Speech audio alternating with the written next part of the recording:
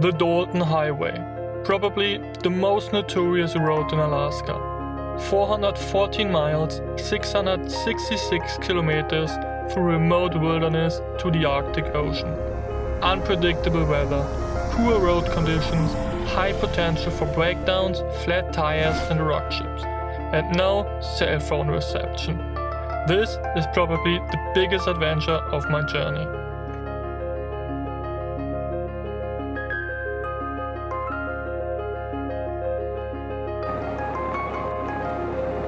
Just a few miles in and it's already time for a quick service stop.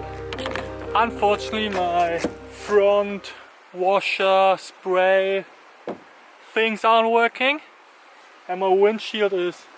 Dude, the mosquitoes here are so bad and there's so many bugs and butterflies and insects, whatever, so my windshield is looking awful. And it doesn't bother me while driving too bad, but it's just pretty hard to film through it because the focus is always stuck like on these bugs on the windscreen, so everything else is out of focus. So I'm just gonna use this little creek here to clean the thing a little bit up.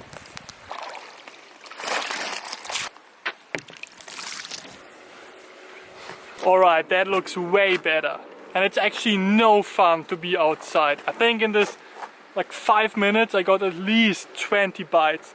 I wonder if you can see it on camera, but you probably can't because these things are giant.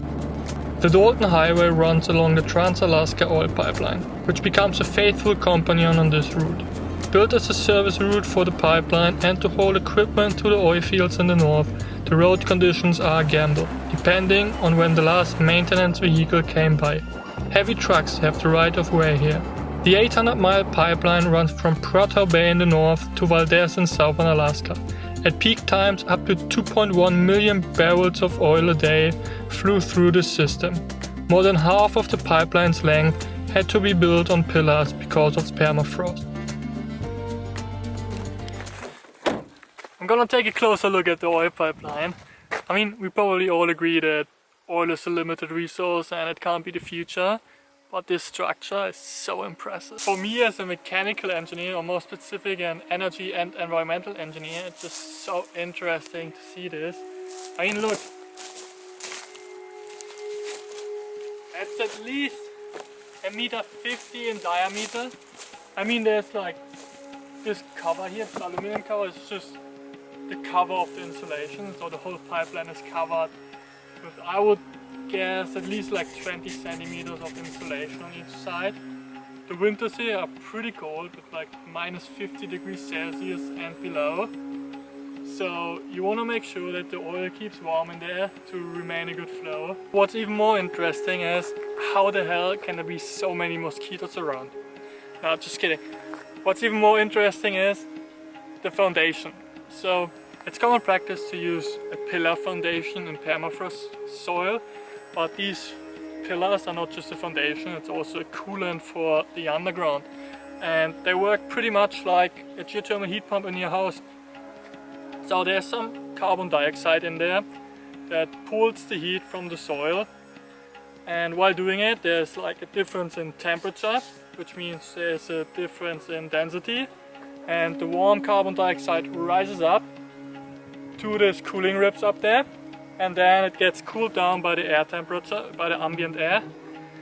And the cool carbon dioxide flows down in the soil again, and there's like a natural circulation going on without using any pumps or anything that requires power. Just simple physics. Pretty cool, huh?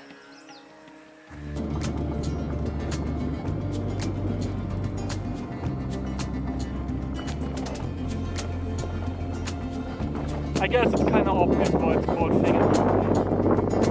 Yeah, well, it looks like a finger with a little bit of fantasy, and it's just a rock surrounded by nothing.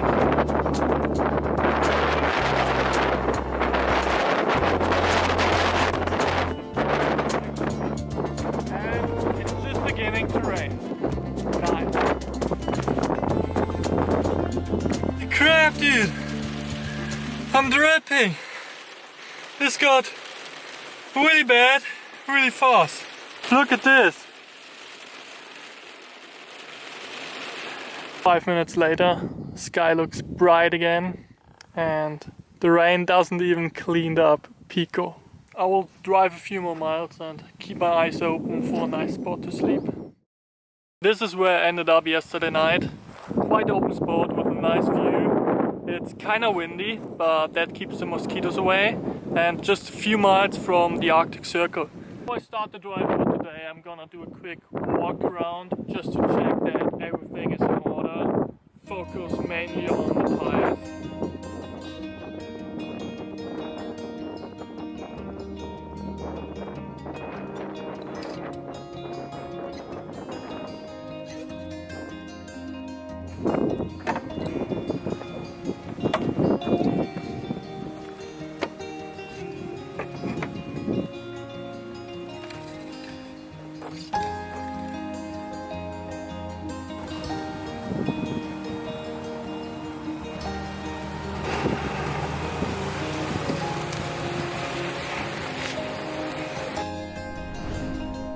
Back on the road, I continued my way north.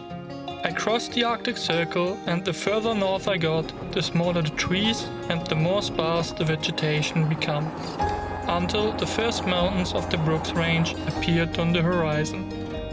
This mountain range has to be overcome to get into the real Arctic.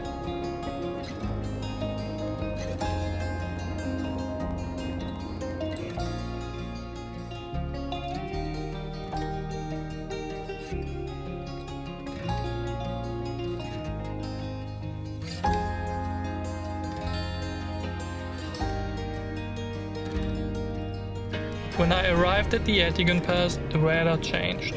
Rain and snow formed the road into deep mud.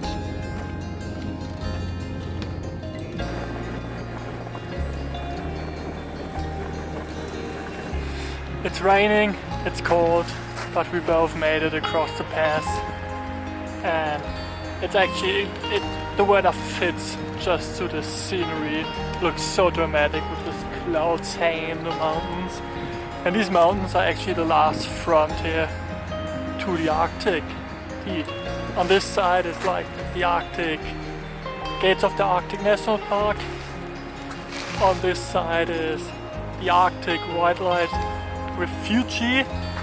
And somehow I made it to not see a single animal on the drive up here. Maybe I will be more lucky tomorrow. I hope so.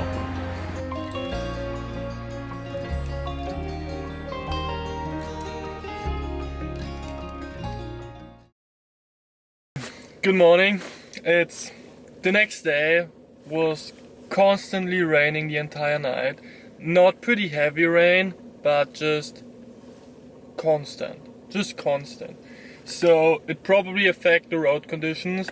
I'm kind of concerned about this little steep uphill section on the way up, which will become a downhill section, of course, because it was super spongy and it was just sliding on the way up.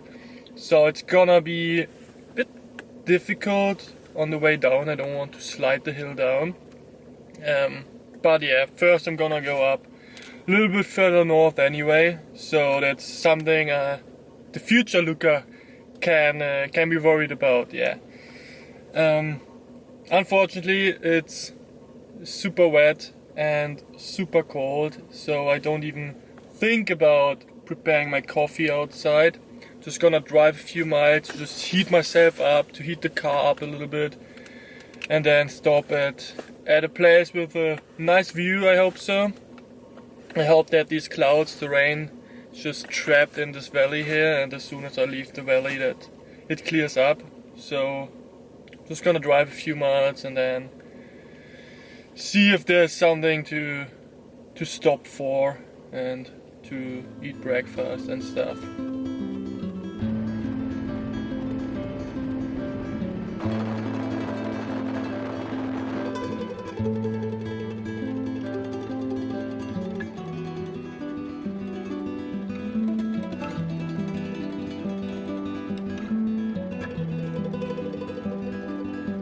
Yes, sir! The gambling paid off. Found a nice spot in the middle of nowhere, in the middle of the tundra. Pipeline is still there, right next to it, and it's still windy enough that there are no mosquitoes. It's not raining anymore, so it's a nice place to just cook some coffee, get some breakfast in, and just like a 30-minute drive. And dude, this landscape here, unreal. The dirt road is leaving its traces. Look how dirty Pico is. Can't even read the license plate anymore. But I have to admit, Pico's doing super well. Really proud of him. I am so far north by now that it's not even displayed on my coffee cup anymore. But of course, I'm still going a little bit further north. Actually, the sky up there looks really bright, and I've read that it's a really dry area when it comes to like rain and stuff.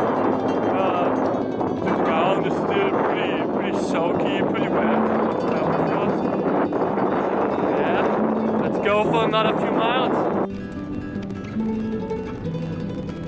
Here in the Arctic flats, there's literally nothing to see, but somehow this is exactly what impresses me so much. Endless expanses of nothing but tundra. Oh, except for the occasional truck flying by.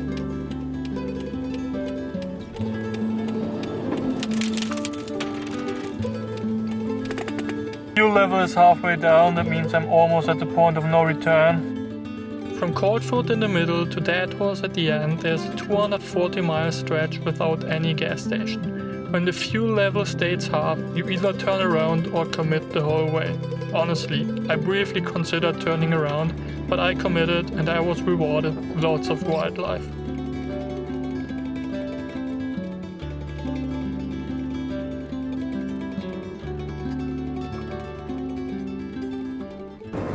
Dude, what is this? This super smooth highway up here. Suddenly, the rough gravel road turned into a super smooth, freshly groomed highway for the last 100 miles to Deadhorse. Deadhorse consists of not much more than a few containers, drilling rigs and parked trucks. It's a base for all the oil workers who work in the Prudhoe Bay oil field, the largest oil field in North America. And it's the end of the road. Unfortunately, there's no access to the Arctic Ocean at all.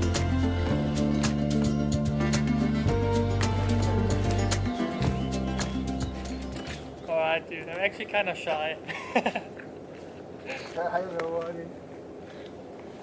Made it to Deadhorse, the northernmost point roads can take you in America, and the northernmost point of my journey. Let me just check the latitude. It's like 70 degrees, 12 minutes and 32 seconds north. And from now on it's just south, all the way south. It's gonna be a long trip, but I'm really excited to see what's coming up next. So thank you all for watching, and hope to see you in the next episode.